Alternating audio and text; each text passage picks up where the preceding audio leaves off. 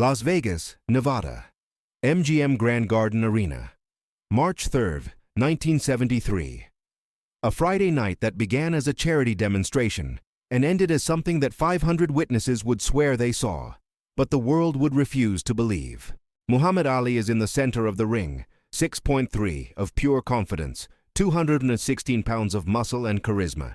He had just won his last fight 2 weeks earlier. He is undefeated, unstoppable, at the absolute peak of his career. This night is just a charity exhibition. No risk, no pressure, just Ali doing what he does best. Entertaining, provoking, being Muhammad Ali. The arena is packed. 500 people paid for tickets to a charity event that promised boxing demonstrations, martial arts, and a possible interaction between the two worlds. No one expected what was about to happen. Bruce Lee was invited to do a demonstration of Jeet Kune Do, his own martial arts philosophy. He had just finished filming Enter the Dragon in Hong Kong. He had been in Los Angeles for only 3 days. He wasn't supposed to be here. He had other commitments. But someone from the production knew someone from Ali's manager, and an invitation was extended. A quick demonstration, 10 minutes at most, show some moves, leave. Simple. Bruce steps into the ring wearing his traditional black uniform. 5'8", 140 pounds. The difference is absurd when he stands next to Ali. He looks like an ordinary man next to a giant. The crowd murmurs, some nervous laughter. This is going to be awkward. Ali approaches, smiling that smile that lit up 1,000 magazine covers. He extends his hand. Bruce shakes it. The handshake lasts 3 seconds. Ali's hand completely engulfs Bruce's. Then Ali speaks, loud, for the entire arena to hear. "So you're the kung fu guy everyone's talking about, huh? The little dragon?" He draws out the words, putting on his show. "Nice to meet you, little dragon. Do you speak English?" Bruce responds with his characteristic Hong Kong accent, strong and marked. "Yes, I speak English. Thank you for having me here tonight, champion." Ali looks at the crowd, then back at Bruce, and then does something no one expected. He starts imitating Bruce's accent, exaggerating every syllable, hunching his posture, making stereotypical hand gestures. "Oh, yes, I speak English very good. I am Bruce Lee. I do kung fu, very fast, very strong." He makes quick, exaggerated arm movements, caricaturing martial arts poses. The crowd doesn't know how to react. Some laugh uncomfortably. Others fall silent. This crossed a line. Ali continues. "Teach me to talk like you, little dragon. How do you say Muhammad Ali is the greatest in your language?" He's having fun, fueled by the attention, by the nervous laughter from the crowd. He doesn't realize he's crossed a boundary. He doesn't see the change in Bruce's eyes. Bruce Lee doesn't move, doesn't respond. His face remains perfectly neutral. But something has changed, something fundamental. The people closest to the ring notice it. A tension that wasn't there before. A silence that feels too dense to be just the absence of sound. Ali finally stops laughing. He looks at Bruce. "Ah, come on, little man. It's just a joke. You're not gonna cry, are you?" He pats Bruce on the shoulder. A condescending pat, the kind an adult gives a child. Bruce speaks. His voice is low, but every word cuts through the air. "You want to see a demonstration of what I do, champion?" Ali spreads his arms. "Sure, that's why you're here, right? Show your kung fu tricks to the folks. Let's see that oriental magic." Bruce takes a step back. "It won't be a demonstration for the crowd. It will be a demonstration for you." He points directly at Ali. "You stand still. I'll attack once, just once. If you block it or I don't touch you, you were right. I'm just movie tricks. But if I touch you, you stop with the jokes." The arena falls silent. This has escalated in a completely unexpected way. What was supposed to be a light charity night has just turned into something entirely different. Ali's manager quickly approaches the ring. "Bruce, no need for this. It was just a joke." Ali didn't mean to offend.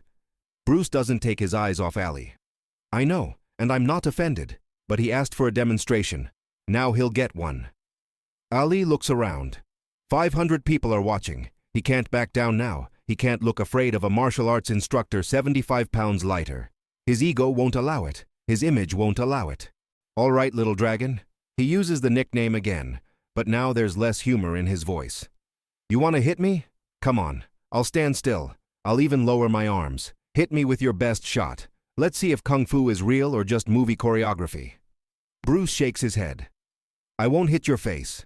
I won't knock you out in front of this crowd. That would be disrespectful. But I'll touch your body. And you'll feel it. Ali laughs, but it's a different laugh now, less confident. Touch my body? Come on, Bruce Lee. I've been hit by Sonny Liston, by George Foreman. I've taken the hardest punches in boxing. You think you're gonna impress me? Bruce doesn't respond. He simply positions himself 3 meters away. The night's referee, who was there just to oversee friendly demonstrations, doesn't know what to do. This shouldn't be happening. But it is. And he can't stop it. Ali spreads his arms, completely drops his guard. His torso is exposed. He's offering a perfect target. Ready when you are, Kung Fu Master. Bruce takes a deep breath. Once. Twice. His body relaxes completely. His hands hang at his sides. He closes his eyes for a second. When he opens them, something has changed. The 500 people in the arena feel it. It's as if the temperature dropped, as if the air grew thicker. Ali notices it too. His smile falters. For the first time that night, he looks uncertain. 3 seconds pass. Bruce doesn't move. 4 seconds. 5. The crowd is holding its breath. 6 seconds. 7.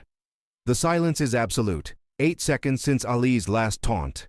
Then Bruce moves. There's no wind-up. No telegraphed movement. No visible muscle tension. His right foot slides 12 inches forward at an angle. Simultaneously, in a motion so fast it seems to defy physics, his right hand covers the 3-meter distance in a perfectly straight line. It's not a circular punch like in boxing. It's a linear strike, direct, launched from an impossible position. The sound is sharp, a crack. Bruce's fist hits Ali's sternum, just below the center of the chest, at a specific acupressure point that martial arts masters take decades to locate precisely. Muhammad Ali, the man who was never knocked out, the man who absorbed the most powerful punches in boxing history, simply stops. His body locks up. His eyes widen. His mouth opens, but no sound comes out. He tries to breathe and can't. His arms, which were open in confident challenge, drop to his sides. His legs tremble. And then he falls. Not backward like a knocked-out boxer. He simply collapses, as if someone flipped a switch.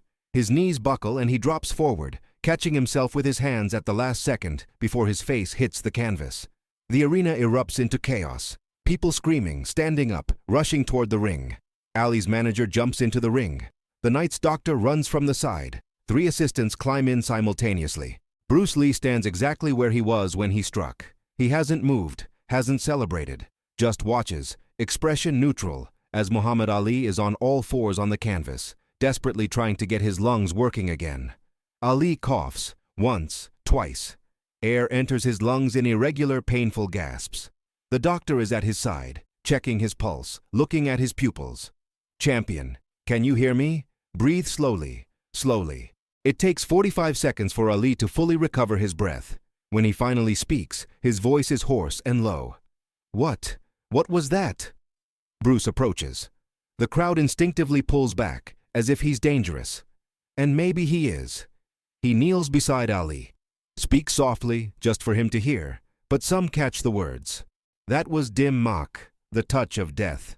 Not actual death, but the touch on vital points. You have 108 pressure points in your body, champion. Points where nerves, meridians, and energy meet. I hit just one. If I wanted to, I could have stopped your heart. But I didn't come here to fight. I came to do a demonstration, as you asked. Ali stares at him. There's something new in his eyes. Respect. Fear. Recognition of something he's never encountered before. Bruce extends his hand. Ali hesitates, then takes it. Bruce helps him to his feet. The world heavyweight champion is unsteady, leaning on the man 75 pounds lighter. Ali tests his voice, still hoarse.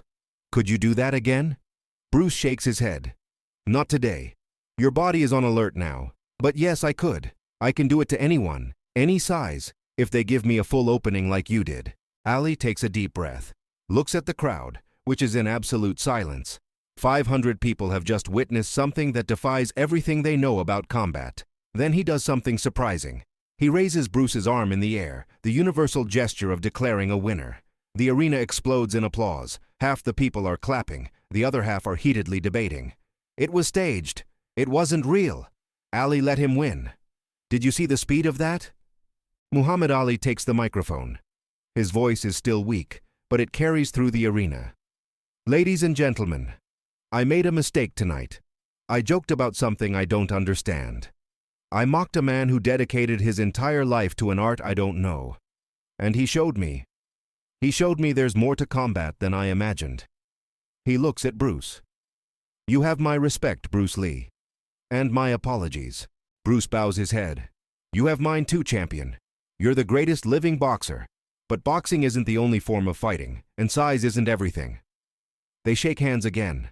This time, it's different. It's genuine. Bruce Lee steps down from the ring and leaves the arena. He doesn't stay for interviews, doesn't explain what he did. He simply walks out into the Las Vegas night, leaving 500 confused witnesses trying to process what they've just seen. The story spreads. Journalists who weren't there hear the rumors. They write skeptical articles. Impossible. Exaggerated. Urban legend. The boxing community refuses to believe it. How could a martial arts instructor take down the world champion with a touch?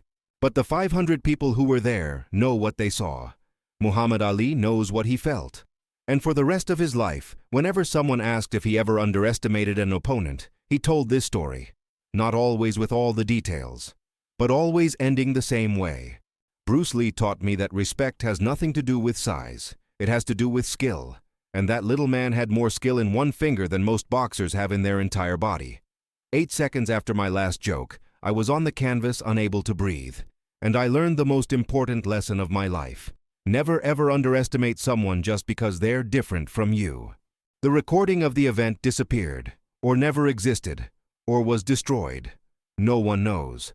But 500 people carry that memory. And Muhammad Ali carried the remembrance of that strike for the rest of his life.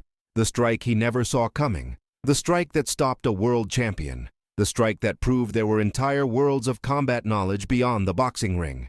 8 seconds. That's all it took to change the perspective of the greatest boxer in the world.